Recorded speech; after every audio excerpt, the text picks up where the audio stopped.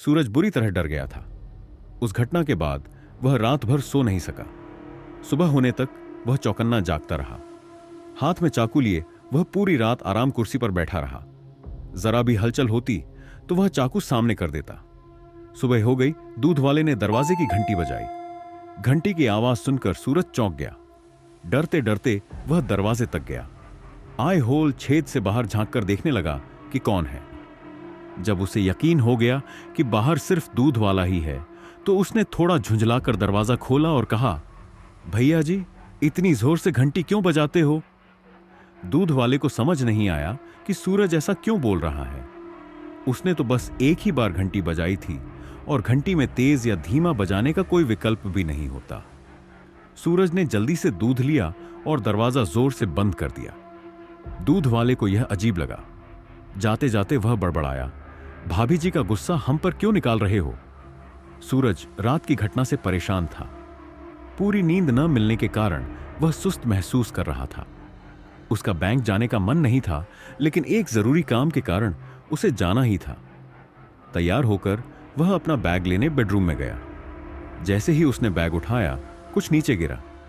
जब उसने देखा तो वह वही कपड़े की पोटली थी जो रात को मिली थी। वह एक बार पोटली को देखता रहा, फिर बैग लेकर घर से बाहर निकल गया।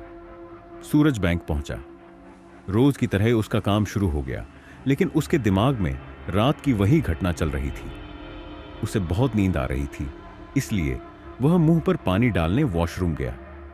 उसने नल चालू किया और ठंडा पानी अपने चेहरे पर मारने लगा। जलती हुई आंखों को राहत मिली तो उसने सिर उठाकर आईने में देखा और वहीं जम गया।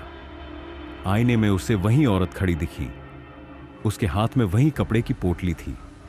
उसने हाथ आगे बढ़ाया हुआ था, जैसे सूरज से कह रही हो, ले लो। सूरज ने डरते हुए पीछे मुड़कर देखा, लेकिन वहां कोई नहीं था। घबराकर वह बिना मुंह पोंछे ही वॉशरूम से बाहर भागा और अपनी सीट पर जाकर बैठ गया। लंच ब्रेक हुआ। सभी कर्मचारी कैंटीन चले गए, लेकिन सूरज का लंच के लिए जाने का मन नहीं था। वह अकेला डिपार्टमेंट में बैठा रहा। दिमाग में सिर्फ वही औरत घूम रही थी। थोड़ी देर बाद उसे भूख लगी। उसने बैग खोला ताकि वॉलेट निकाल सके, लेकिन जैसे ही उसने वॉलेट निकाला, उसके साथ वही कपड़े की पोटली भी बाहर आ गिरी। जमीन पर पोटली देखते ही उसने घबराकर उसे छोड़ दिया। उसने सामने देखा, वही औरत थोड़ी दूरी पर खड़ी थी। सूरज डर के मारे कभी पोटली को देखता तो कभी उस औरत को। अब उसे समझ आ गया कि जब तक वह औरत को पैसे नहीं देगा, तब तक वह उसका पीछा नहीं छोड़ेगी। डर के मारे सूरज ने बिना सोचे समझे बैंक की ड्रॉअर खोली और उसमें रखे पैसे के बंडल निकालकर उस पोटली में भर दिए। जब पोटली नोटों से भर गई तो उसने उसे औरत की तरफ बढ़ाया। औरत पोटली देखकर धीरे धीरे बाहर जाने लगी। सूरज घबराया हुआ उसके पीछे पीछे जाने लगा और कहने लगा, लो, तुम्हें पैसे चाहिए थे ना, लो। बैंक के सिक्योरिटी गार्ड्स ने सूरज को पैसों से भरी पोटली लेकर भागते देखा। उन्होंने उसे रोकने की कोशिश की, लेकिन सूरज गार्ड को धक्का देकर बाहर जाने लगा। यह देखकर बाकी गार्ड भी वहां दौड़ पड़े और मिलकर सूरज को पकड़ लिया। पुलिस आई और सूरज को गिरफ्तार कर लिया। उसने पुलिस को समझाने की कोशिश की कि वह पैसे उस औरत को देना चाहता था, लेकिन जब पुलिस ने पूछा कि वह औरत कहां है, तो सूरज जवाब नहीं दे पाया। सीसीटीवी फुटेज में दिखा कि सूरज किसी से बातें कर रहा था, लेकिन वहां कोई औरत नहीं थी। यह देखकर सभी को यकीन हो गया कि सूरज पागल हो चुका है। सूरज को येरवड़ा में मानसिक उपचार के लिए भर्ती कर दिया गया। डॉक्टरों को लगा कि वह पागल होने का नाटक कर रहा है ताकि जेल से बच सके। लेकिन 2-3 दिन बाद आधी रात को अचानक किसी ने सूरज को जोरदार थप्पड़ मारी, इतनी तेज कि वह बेड से नीचे गिर गया। जब उसने ऊपर देखा तो वही औरत खड़ी थी और गुस्से में थी। उसने कहा, मेरे पैसे कहां हैं? मेरा घर कहां है? अब सूरज का गुस्सा भी फूट पड़ा। उसने कहा, जब तुम्हें पैसे दे रहा था तब क्यों नहीं लिए? तुम्हारी वजह से मैं यहां फंस गया हूं, अब कुछ नहीं मिलेगा। यह सुनते ही औरत भयानक गुस्से में आ गई। उसने सूरज को उठा उठाकर इधर उधर पटका। सूरज घबरा गया और चिल्लाने लगा।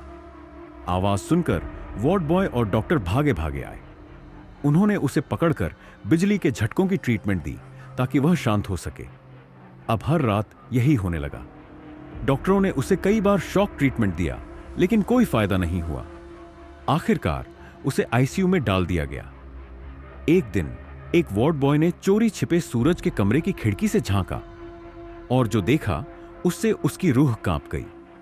सूरज जमीन पर हाथ जोड़कर बैठा था, जैसे किसी से माफी मांग रहा हो। अचानक उसने खुद को थप्पड़ मारना शुरू कर दिया। फिर वह दीवार पर सिर पटकने लगा। फिर बिना किसी सहारे के छत तक चढ़ गया और पंखे से उल्टा लटक गया। तभी सूरज ने वार्ड बॉय को देख लिया। उसने छलांग लगाई और अपना चेहरा खिड़की पर चिपका दिया। वह एक घुरघुराते भयानक आवाज में हंसा। वार्ड बॉय की चीख निकल गई। उसने मोबाइल गिरा दिया और उलटे पैर वहां से भाग निकला।